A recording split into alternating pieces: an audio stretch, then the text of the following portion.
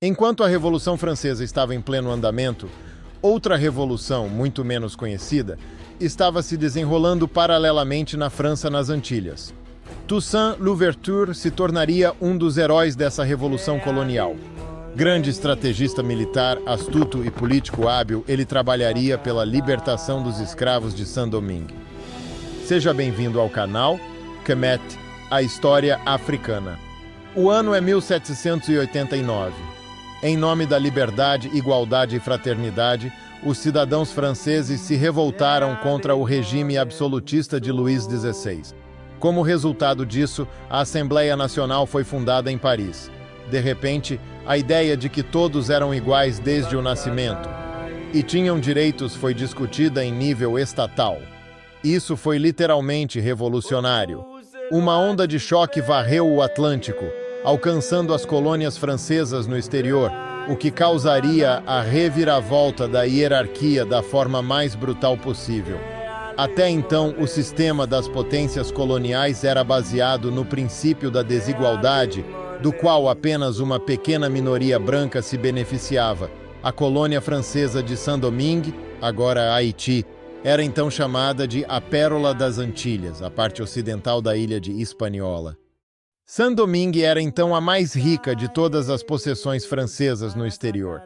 A maior parte do açúcar, que era tão popular na Europa, vinha das plantações dali, assim como metade do café embarcado no mundo inteiro.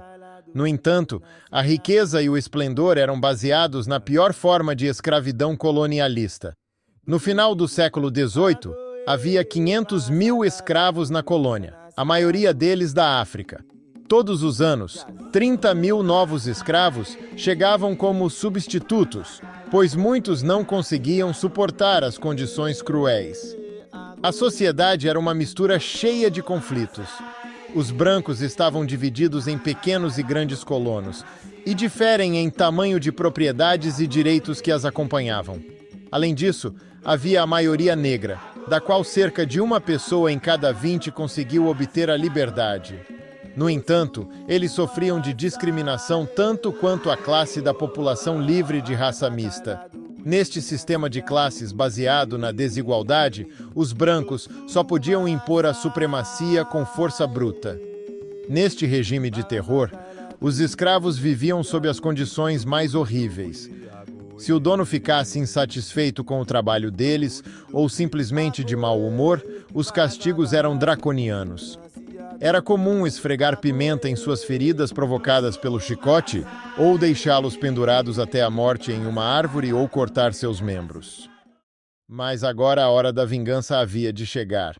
Já existiam alguns movimentos de resistência unidos pelas crenças comuns do vodú trazidas da África, como os marrons, escravos fugitivos que fugiram para a selva. Em 21 de agosto de 1791, os rebeldes se encontraram e planejaram sua rebelião, exigindo nada além da independência. Na manhã seguinte, eles atacaram, assassinando e incendiando fábricas para reconquistar sua liberdade. Para isso, tiveram que proceder com a mesma crueldade que a qual haviam sofrido. Mais de 20 mil rebeldes juntaram-se ao movimento em questão de meses. A guerra havia de começar.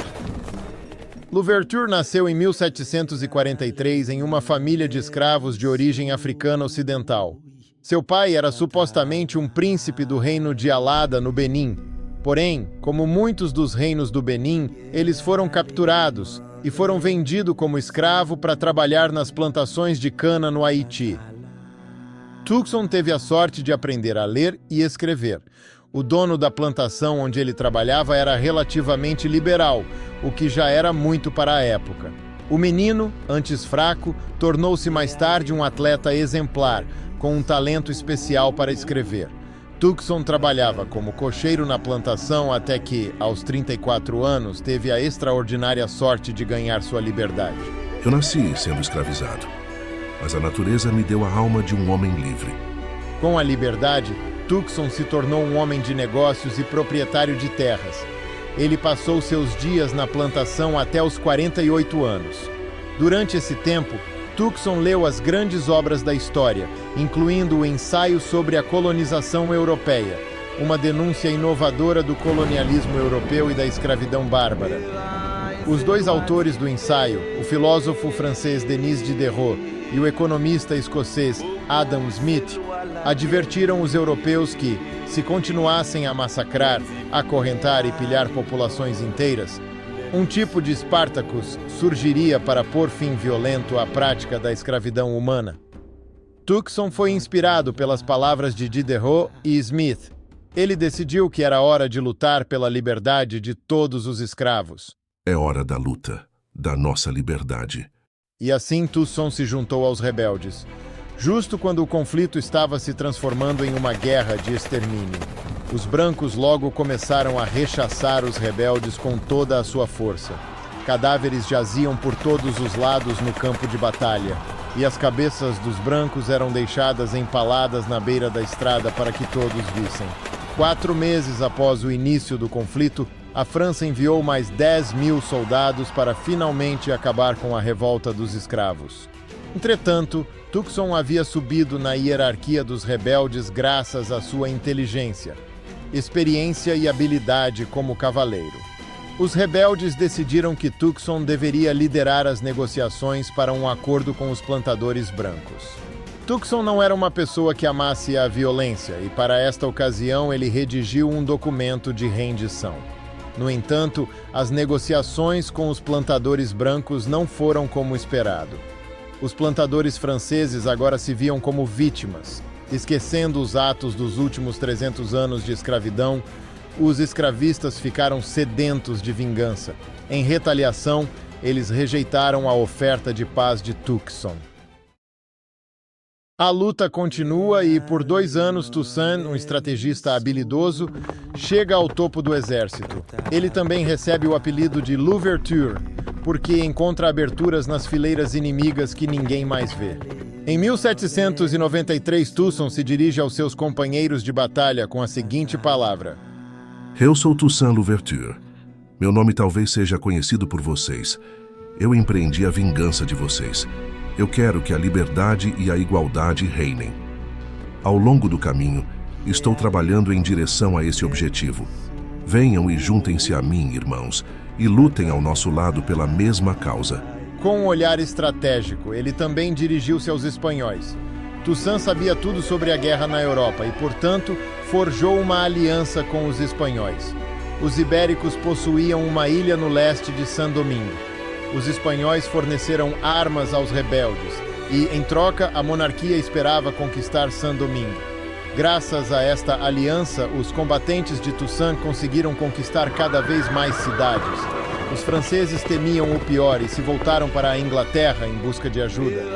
Os britânicos enviaram 25.000 soldados contra o exército de escravos. Assim, as 3 principais potências imperiais, França, Espanha e Inglaterra, e um exército de ex-escravos, lutam pelo controle de Saint-Domingue. Em 1794, chega a notícia aos 2 guerreiros Toussaint e Jacques Dessalines, que mudará tudo. A Convenção Nacional na França aboliu a escravidão. Mais de 1 milhão de ex-escravos são agora cidadãos franceses. Isso se deve principalmente à virtude e ao talento de Toussaint Louverture e Jacques Dessalines, que, assim como Toussaint, se tornaram grandes generais.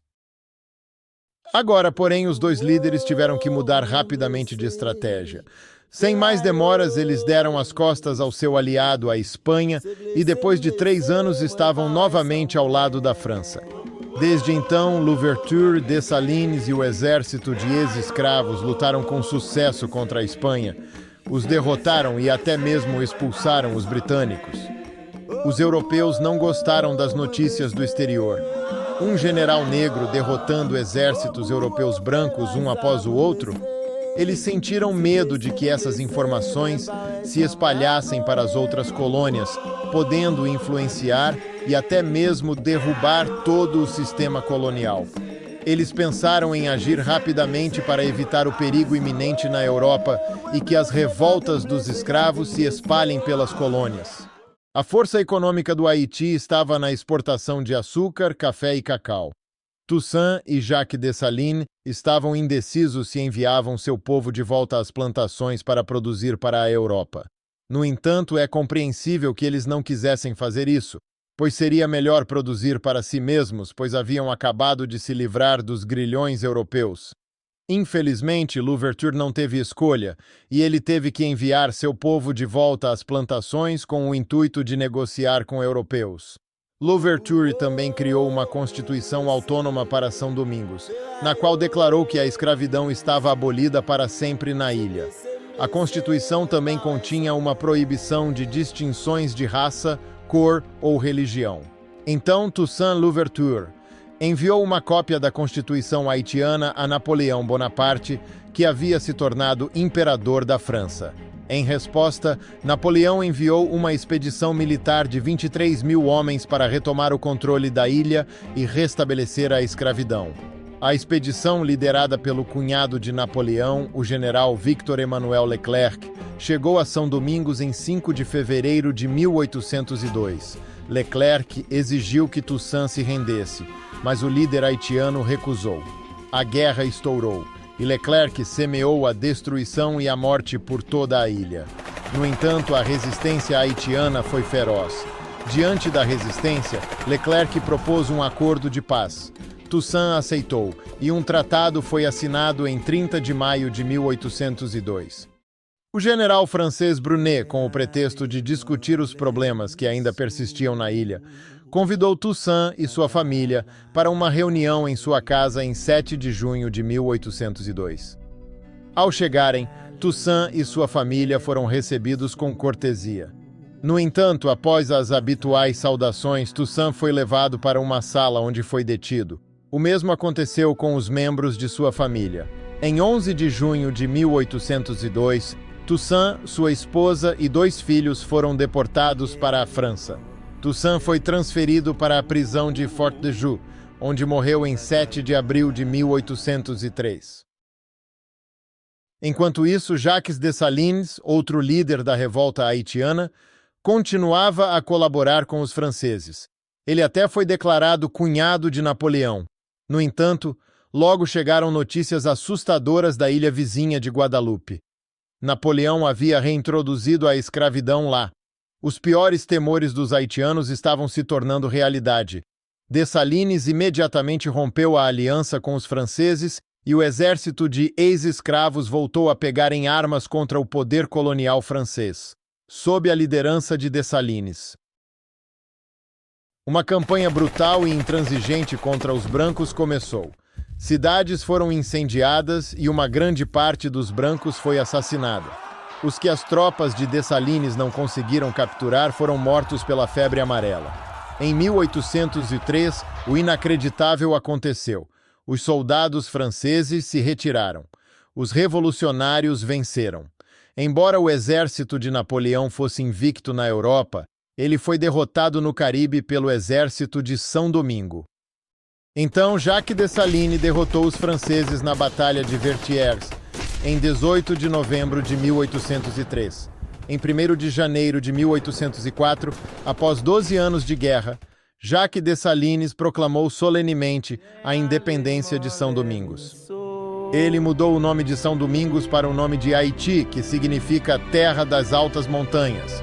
Esse era o nome que os povos indígenas da ilha lhe davam antes de serem completamente exterminados após a chegada de Colombo. Dessalines, assim como Napoleão Bonaparte, se declarou imperador do Haiti. O Haiti foi o único país do mundo e da história da humanidade onde os escravos conseguiram resistir às potências coloniais e criar seu próprio estado. Toussaint Louverture pode ser creditado com muito disso. Ele não só ajudou a conquistar a independência do Haiti e a abolir a escravidão nas colônias francesas, mas também pegou a onda de choque da Revolução Francesa, implementou-a e a enviou de volta através do Atlântico, onde se tornou um símbolo da luta pela liberdade. Eu nasci sendo escravizado, mas a natureza me deu a alma de um homem livre.